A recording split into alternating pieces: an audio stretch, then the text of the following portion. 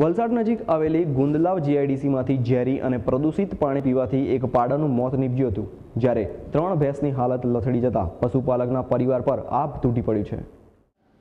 વલસાડની Gundlav GIDC પાસે કૃપા trading કંપનીની બાજુમાં રહેતા કનુ રણછોડ ભરવાડની 3 ભેંસો અને એક પાડાએ ગુંદલાવની ફેક્ટરીઓમાંથી છોડાતું પ્રદૂષિત પાણી પીતા એક પાડાનું 2 કલાકમાં જ મોત નીપજ્યું હતું, જ્યારે 3 ભેંસોની હાલત અત્યંત ગંભીર થતાં તેમને દવા આપવામાં આવી હતી। આ અંગે કનુ ભરવાડે જણાવ્યું હતું કે તેમના ઘર નજીકથી પસાર થતી ખાં ખાડીમાં ગુંદલાવ જીઆઈડીસીની મોટાભાગની કંપનીઓનું પ્રદૂષિત પાણી છોડાય છે, જેના કારણે અવારનવાર પશુઓ આ પાણી પીને મોતને ભેટે છે। ત્યારે અગાઉ પણ એક ભેંસ આ પ્રદૂષિત પાણી પી મોતને ભેટી છે, પરંતુ આજ દિન સુધી આ પ્રદૂષિત પાણી બંધ થયું નથી। અમારી બાજુમાં એક ખનકુ જાતું છે, એમાં જીઆઈડીસીનું પ્રદૂષણ પાણી આવે, કેમિકલ વિસ્તારનું પાણી બધું આવે। એમાં હું એના હિસાબે અમારા પાડા એ પાણી પીધું, એ પાણી પીવાના હિસાબે પાડો તો એક્સપેક્ટ થઈ ગયો, બરાબર। એ પાડો મરી ગયો, એના હિસાબે બીજી 3 ભેંસ હતી, 3 ભેંસે બી પાણી પીધું, પણ એને જો કે સારવાર કરાવી એટલે એનો વાંધો નહીં, એ તો બચી ગઈ।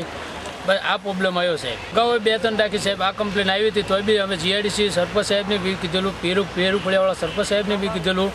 કે આવું આવશે, એ બી અગાડી બી આવી ગયેલા, ફોટા બી પાડી ગયેલા, બધી કે જીઆઈડીસીમાં કમ્પ્લેન બી કરેલી, તો બી આનો કોઈ નિર્ણય આવ્યો નહીં, તો બી છતાં પાણી ચાલુ રહેતું છે હજુ। એના હિસાબે પાણી તો જો કે ભેંસનો તો તકલીફ પડે તો પડે, પણ જો આપણે આ ઘરનું પાણી પીવામાં બી ઉપયોગ લઈએ ને, તો એમાં બી તમે કદાચ લેબોરેટરીમાં મૂકો ને, તમે બીજા તરત લેબોરેટરીમાં તરત કેમિકલનો પ્રભાવ આવે તો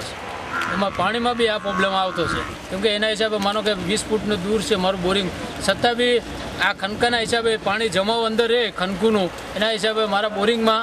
પાણી એ બી ખરાબ થઈ ગયું। જોકે અત્યારે એને બી ભેંડાને પીવડાવતા છે, પણ એનેથી બી અમારું નુકસાન તો થતું જ છે,